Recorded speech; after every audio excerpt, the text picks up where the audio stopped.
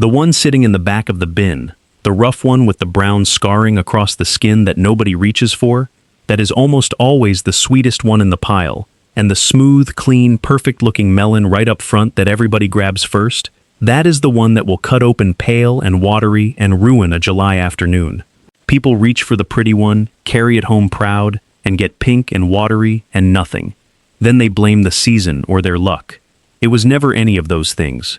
You have been picking the wrong melon your whole life, and the store arranged it that way. Not out of spite, out of money.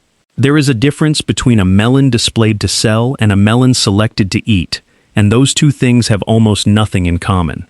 By the time you finish watching this, you will walk up to that bin and read what the sun and the bees and the earth wrote on the outside of that fruit, and the melon will not be able to hide a single thing from you. I am Levi Yoder. I was raised plain here in Lancaster County, Pennsylvania, where we grew our own melons in sandy soil down past the lower field, and the plain folk I grew up among picked watermelons the same way their fathers did. They never once needed a sticker or a sign to tell them what was inside. They had their hands and the knowing passed down from the person who stood beside them at the wagon. Before I show you, let me say this plainly. If you want the full collection of the old homestead methods that were handed down in our family, from the garden and orchard to the pantry, cellar, and the everyday keeping of a house, I have gathered them into one simple ebook. You will find it in the description below. Now, let us get back to the topic. Here is what you must understand before any of the signs make sense. A watermelon does not ripen after you cut it from the vine. Whatever sweetness is in that fruit the moment it leaves the field is all the sweetness it will ever have. A banana ripens on your counter. A peach softens in a bowl. A watermelon does not, which means every sign I am about to show you is a record of what happened weeks ago in a field somewhere. You are not guessing at the future. You are reading the past. You are doing what my grandfather did at the market, his big hands moving slowly over the melons the way a carpenter moves his palm across a board before he commits to the cut. Quiet and certain and never wrong. I can still see him in the late afternoon light, his hat pushed back a little, taking his time while other men grabbed and moved on. He would lift one, turn it, look at the bottom, set it back. Lift another, listen, set it back. Then reach past 4 or 5 others and pull one from the very back, one that looked rougher than everything he passed over, hand it to whoever stood beside him, and nod once. That melon was always extraordinary. The first sign is the field spot, and it is the one I check before anything else. Flip the melon over and look at the bottom, the side that pressed against the ground all summer long. That patch never saw the sun. Instead it turned a color, and that color is the melon telling you everything. If the spot is white or pale or greenish white, set it down and do not look back. It was pulled before it was ready. The sugars never finished coming up.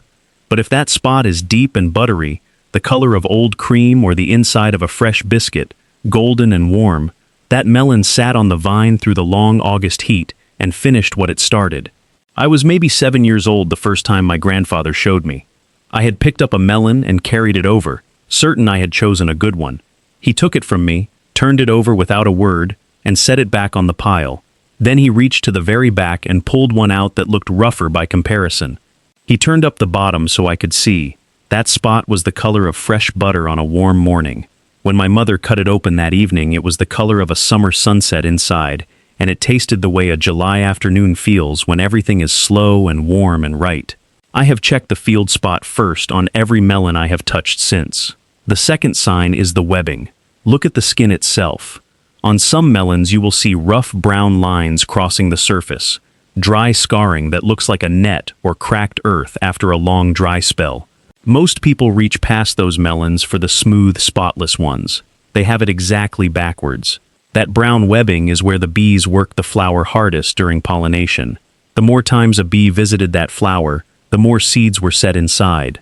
The more seeds, the more sugar the plant poured in to feed them. Heavy webbing means heavy pollination, more seeds, more sugar. The rough scarred melon is always the bee-loved one.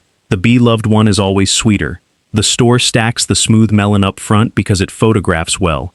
The webbed one sits in the back, passed over by everyone who was never taught to look for it. The third sign is the sound, and this one takes practice before your hand learns what your mind is trying to hear. Hold the melon up and knock on it firmly with your knuckles. the way you would knock on a door when you mean it. A ripe melon answers back deep and low, hollow and round, like a drum with weight behind it. There is a resonance you feel traveling up through your hand as much as you hear it.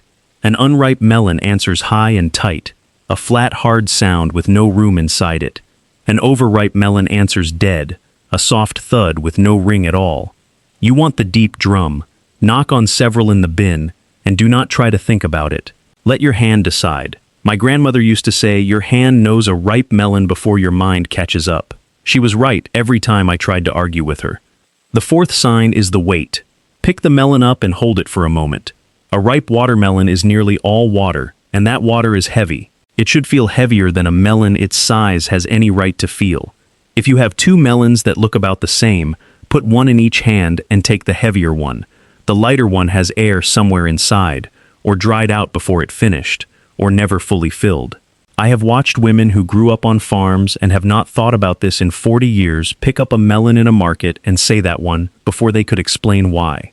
Their arms remembered what their minds had let go. The body holds old knowledge longer than the head does. The fifth sign is the shape. Run your eye down the whole melon. A melon that had steady water and steady sun fills out evenly from end to end. Lumps, flat sides, one end fat and the other pinched. Those come from uneven watering. From a melon growing in desperate bursts instead of long, steady filling. A melon that grew in fits usually has hollow spots and white streaks inside where the flesh could not keep up. An even shape is a melon that had a good life in the ground. The sixth sign is the one almost nobody teaches anymore. If your melon still has its stem, look at it closely. A green stem means someone was impatient. That melon was cut before the vine was finished with it, before the plant gave everything it had to give. A dried brown tail, one that has gone completely dry and brittle, means the vine finished its work and let go naturally. The plant said done and stepped back. A dry brown tail is the vine signing its name on the fruit and telling you this one is ready. When you find a melon with a field spot like old butter and a tail like dried straw, you have found something worth carrying home. Now I will be straight with you the way I always try to be. No single sign alone tells the whole story. The sound can mislead you on a thin-skinned variety. The weight can fool you if two melons are different sizes. But when the field spot is deep gold, and the skin carries real webbing, and the knock comes back hollow and round, and the weight drops into your arms heavier than expected, and the shape runs even end to end, and the tail is brown and dry, when all six of those witnesses say the same thing at once, you are holding a sweet melon. I have not once been wrong when all six line up, not in 40 years of picking them. Think about what it means that the store never showed you any of this. The melons sit prettiest side up, ground spot hidden against the cardboard. The webbed ones stay in the back where the display hides them. The tails get trimmed off in transit half the time. Every single thing about how watermelons are displayed is built around the sale, not around your table. I will not tell you there is a room of men somewhere who planned this against you. What is worth saying is that a system which profits from you not knowing will never spend $1 teaching you. The knowledge quietly stops being passed on one generation at a time, and the store fills that silence with a prettier display. My grandfather never bought a bad melon, not because he was fortunate, because he knew what to look for, and he looked every time, without letting the display decide for him. He taught me by doing it beside me until my hands knew what to feel before my head knew what to think. That is the only way this kind of knowing travels. Hand to hand, standing at the bin together. So here is what I want you to do. Next time you stand at that bin, take 30 seconds before you touch anything. Find the rough one, the webbed one, the one nobody reached for. Pick it up and feel the weight drop into your arms. Knock on it and listen for the drum. Flip it and find the gold at the bottom. Check the tail if it has one. Run your eye down the shape. 30 seconds, 6 signs, and that melon has nothing left to hide from you. Tell me in the comments which sign surprised you most. And tell me your county and your state. I read everyone, and I am glad to know who is out there picking good melons now instead of pretty ones. Next time I am going to take you out to the patch and show you how to read the vine itself, without picking the fruit, and know exactly which day your homegrown melon is ready. There is one sign on the living plant that tells you the window is open and closing fast, and once you see it, you will never cut an unready melon again. The people who built this country with their hands new things we are only starting to remember.